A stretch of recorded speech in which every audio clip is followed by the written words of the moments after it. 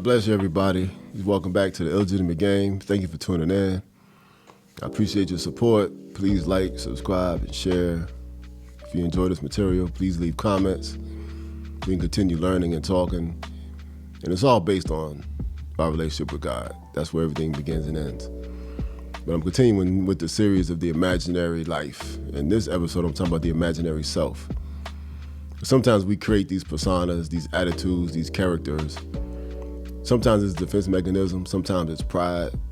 Many times it's based on fear because I don't know and you don't know if other people are going to accept the real you.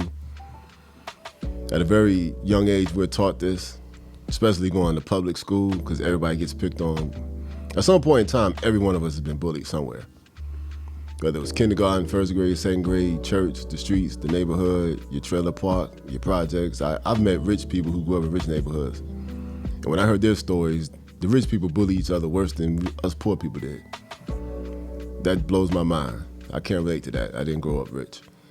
But all of us went through it. So all of us learned how to disassociate and disconnect and create these personas and these characters to survive. We've all done it at some point in time. But when do you get back to the real you? Because sometimes you can get so comfortable with this imaginary self, you stay there until God shows up. So that imaginary self ends up running your life. You create this character. You know, some people play the victim their whole life because it's easier to avoid the responsibility of becoming strong.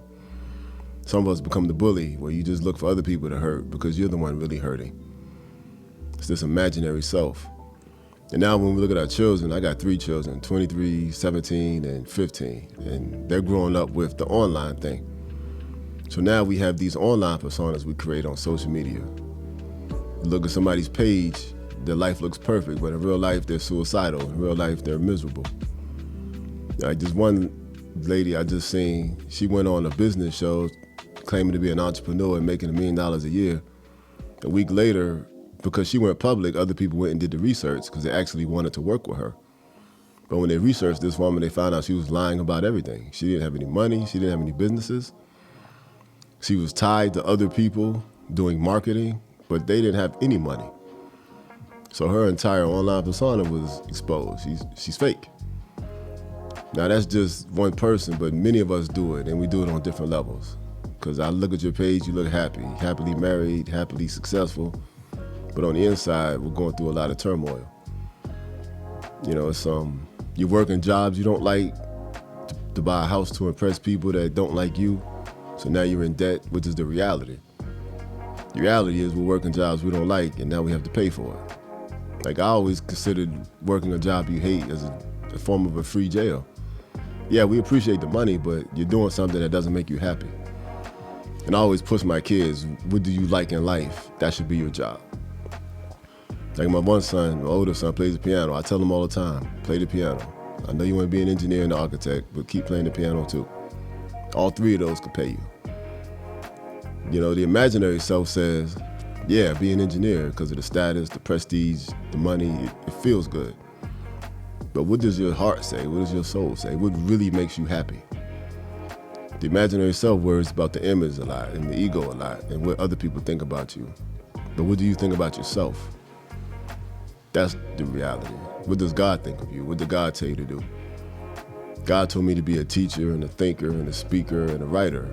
If I become a plumber and make $1 million, I made God mad. And guess what? I'm gonna live with depression because I disconnected from God and disobeyed God.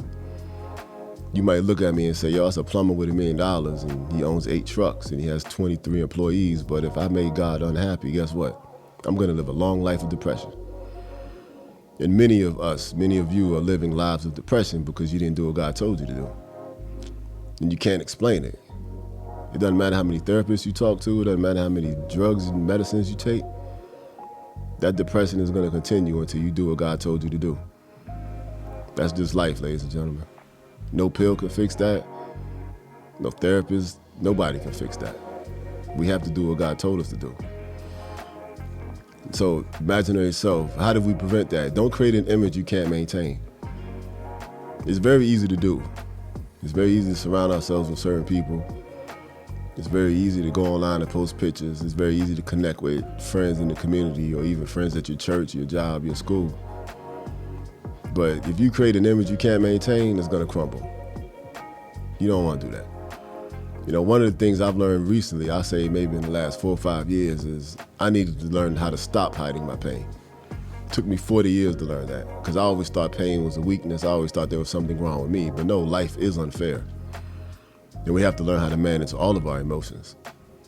And pain is real, disappointment is real, anger is real, regret is even real. That thought that keeps coming up in your mind every day, every week, every month, every year, and you can't let it go. Sometimes it's regret. We have to learn how to manage all this stuff. We have to learn how to deal with all this stuff. And the longer you hide it, it just manifests itself somewhere else. Like, matter of fact, one of the greatest anxiety drugs is food. Pay attention to how you eat, how much you eat, and when you eat. And then pay attention to the fact that you may not eat. Like, I know a young lady who eats half a meal a day. That's also a form of anxiety and fear and insecurities. Because we're supposed to eat. Balance.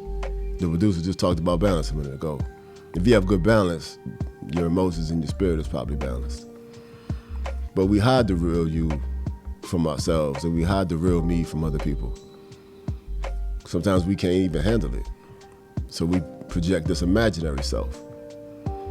I'm awesome, I'm dope, I'm strong, I got it. I'm Superman, I'm Superwoman, I'm Wonder Woman, I'm Wolverine, I heal fast. But on the inside, you're bleeding to death.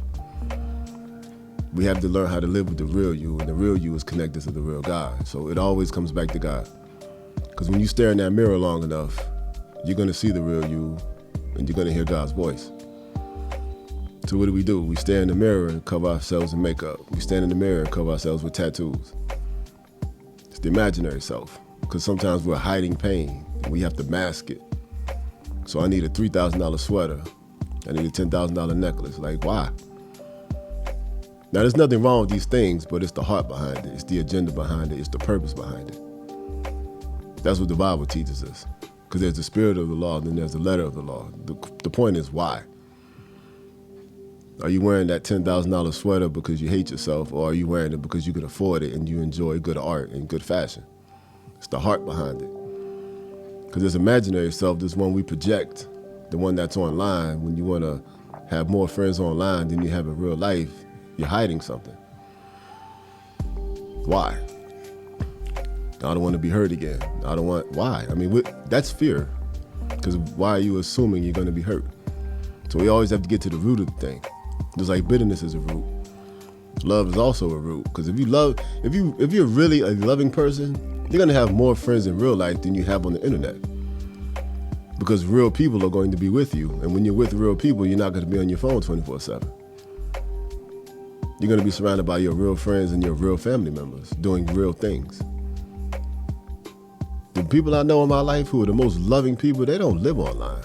They just use it to make money or use it to market or just to send mass messages. Because on Facebook, one message could hit 7,000 people. But the loving people I know in real life, they're surrounded by people. Their spouses, their children, their church family, their co-workers, people in their community.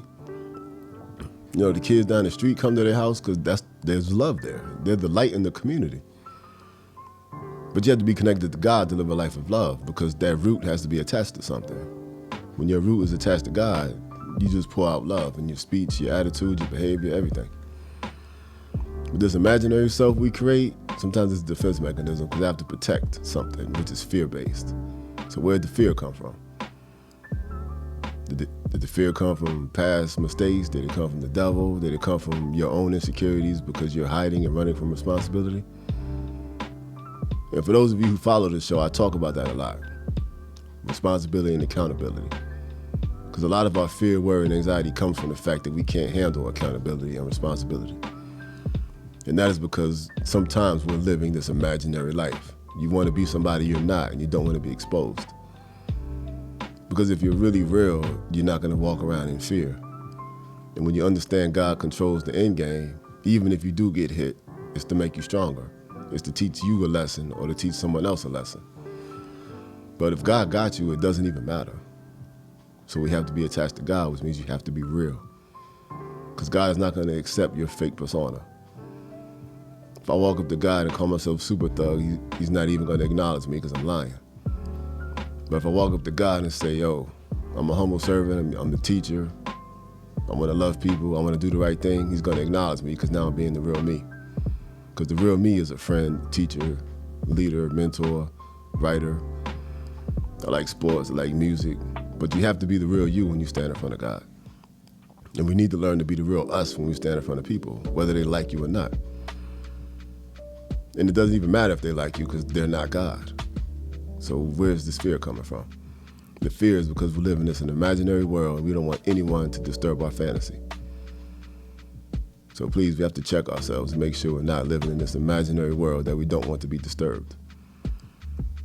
And if you're always online, if you have more people online than friends in real life, that's backwards. What are you afraid of? Peace.